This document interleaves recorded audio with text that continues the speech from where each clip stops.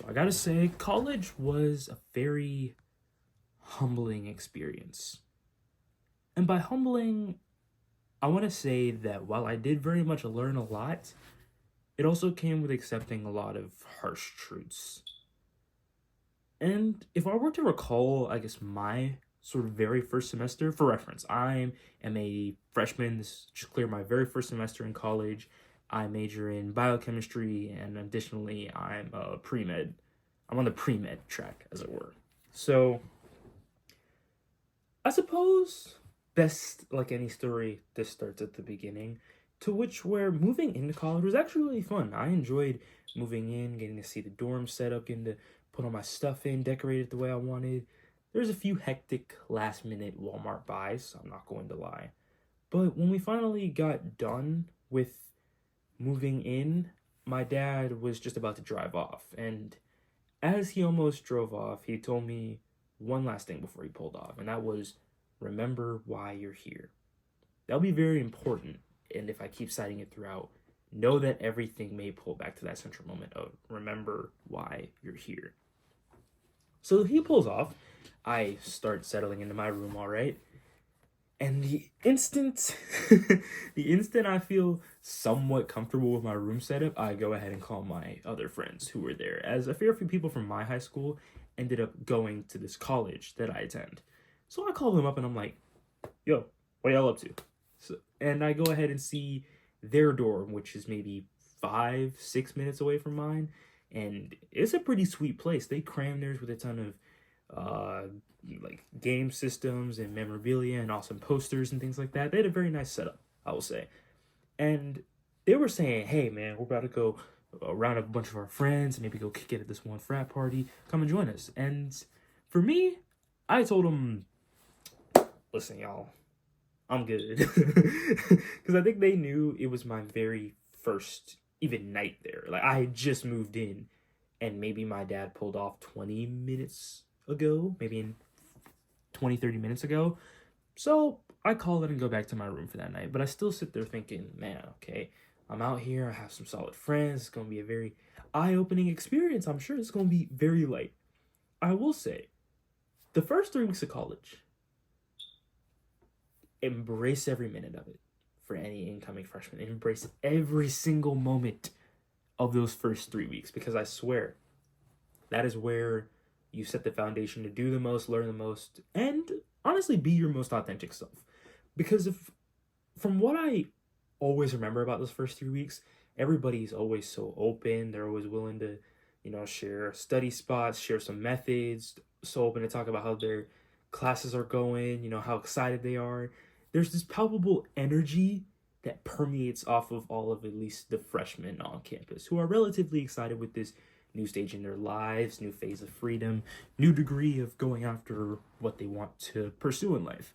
So you end up making a lot of very awesome friends. If you find those right groups, you end up just hearing about a lot of awesome organizations, opportunities.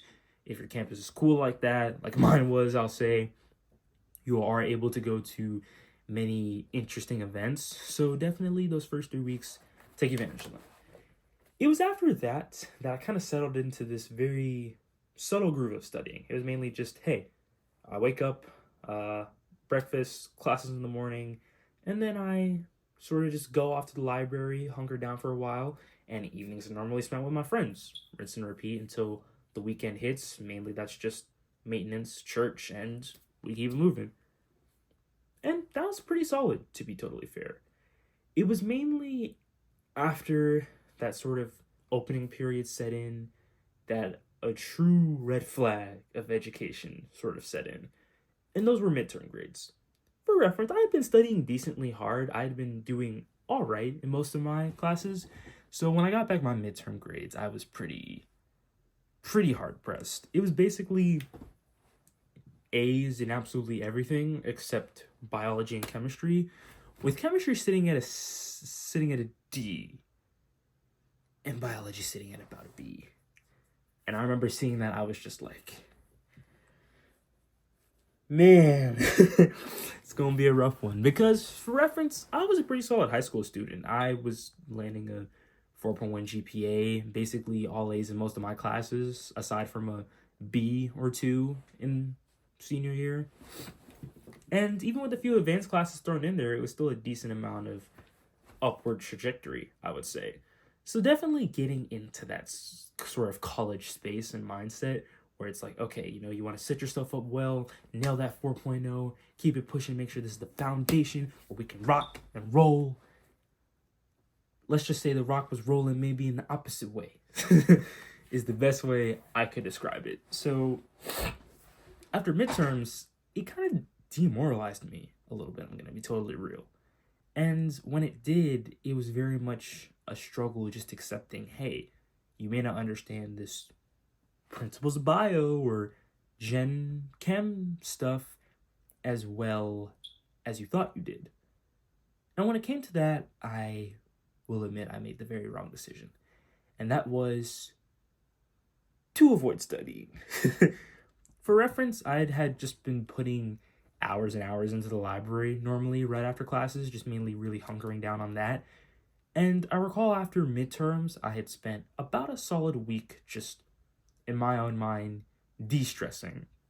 I studied, but it was a lot less than those other times early in the semester. It'd more so be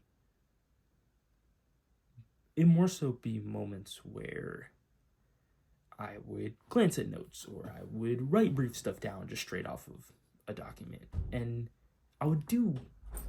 You said? Oh, no. It was cold. Oh, that's alright. I'm kind of hot in this thing. This maybe my room temp is just a bit... It was cold too. Should I say window open? No, nothing. No windows open in here. I checked. Okay. Sorry to...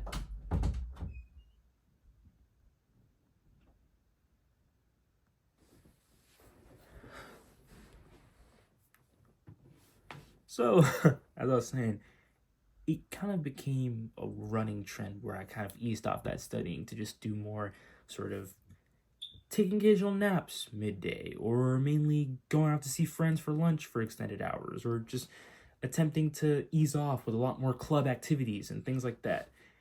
And I remember after that week, it was kind of difficult to bounce back into that loop of studying the same way it was so easy early in the semester. And that's definitely a result of maybe forgetting that initial statement of remember why you're here. It was still in my mind, but I guess with all this new freedom and this new degree of versatility I had in my life, it was very much just saying, okay, wait, if I have this freedom to basically do what I want in this college space, and things aren't working out with what I have put time into, why not put time into something that will put a smile on my face and ease off the thing that demoralized me to begin with? That's definitely forgetting the crucial thing to remember why you're here, because college, at the end of the day, you pay for. Whether you do or a scholarship does or the FAFSA does is entirely up to your own situation. I know we're all different, but regardless, you do pay for college. And with that in mind, you do want to give your best effort, put your best foot forward, as it were. And definitely I feel like I could have done better with that. So for those final few weeks, that second half of the semester, I was getting into a sort of weird middle ground I didn't so much like. I was studying with just as much time as I was early in the semester, but with less focus in general, which I believe came from that really demoralizing hit that midterms gave me. So I ended up spending a lot of time in tutoring and with academic assistance and just general spaces like that are meant to help you sort of just understand things. And to be fair, that is no shame. I think very much college students got to get out of the mindset that, hey, if you got to go to tutoring, that must mean you're stupid and not get it. Some of the brightest souls I know, there's one in particular, I love you and you know who you are, will sit in tutoring for hours at a time to make sure they understand, to make sure they get it, to have somebody who's been through the cycle once explain it to them. And definitely I wish I was more open to that process sooner, as it would have saved me a lot of heartache around that final season. Final season. Yeah. So, for all freshmen who just completed their first semester, I'm sure, as we all have thoroughly learned by now. Finals, they suck. There's no getting around it. No matter what form they come in, they definitely take a lot of mental strain, take a lot of energy, take a lot of time, and that's including preparing for them, taking them, and also planning your escape strategy from campus after the fact. So it definitely took a lot. And for me, it was only really 2 finals I had. It was my Principles of Biology 1 final and my General Chemistry 1 final. For those 2, I was putting in the works. It would essentially be, after classes had ended, entire hours of just, okay, get up, go to the library, sit there, write practice tests, solve the practice test, analyze the questions you got wrong, do that for about 2 hours, clock, 30 minutes, eat, repeat the 2-hour process again. That cycle back and forth until around 10 to 11 at night, crash, wake up by 9 a.m. the next morning, at it again. And it was very, very mind-numbing. Very much so. It also doesn't help that basically all of my friends had all completed their finals or had majors where they didn't have finals. So a lot of them, for reference, maybe left December 2nd, 3rd, 4th or so. And my finals had me on campus until December 12th. That doesn't sound too bad. But for reference, that's a day before campus as a whole closed. So you can imagine being a bit salty, which I will admit I was. And very much it was a time of remembering why I was there. Because when you are truthfully forced to spend a lot of time alone in a college environment, it really gets you thinking about what drives you individually. Obviously, it's easy to be motivated when there's maybe a lot of parties or fun club events or people that you surround yourself with that you're very attached to or maybe have like-minded aspects and interests and motivations.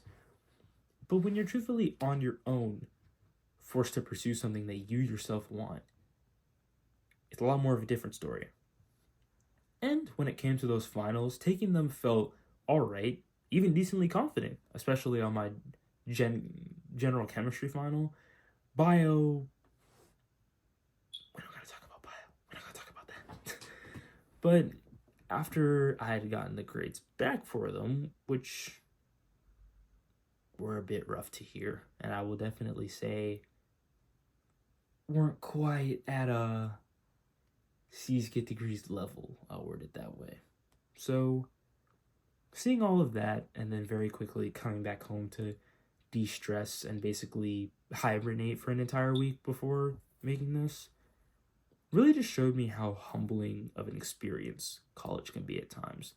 Because you're effectively trying to learn how you learn. You are learning not only how you see information, how you process information, but also who you tend to do well around when you are learning about all these complex ideas. And that comes from any major. I know from a STEM major, it's easy to say, yeah, it's hard. You signed up for this difficulty, Danny.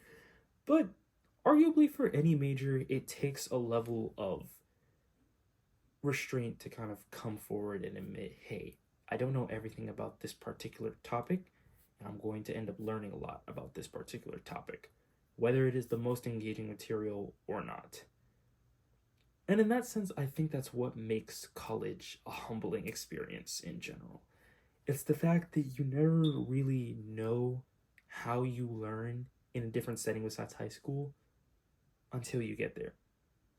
For the most part, high school is kind of set up to where even with you aspiring and maybe going as far as you can, all the advanced classes, all the highest level things that you can do, you're basically guaranteeing that you're going to pass bare minimum. But even for those who aren't doing that, you're still going to get through. Odds are.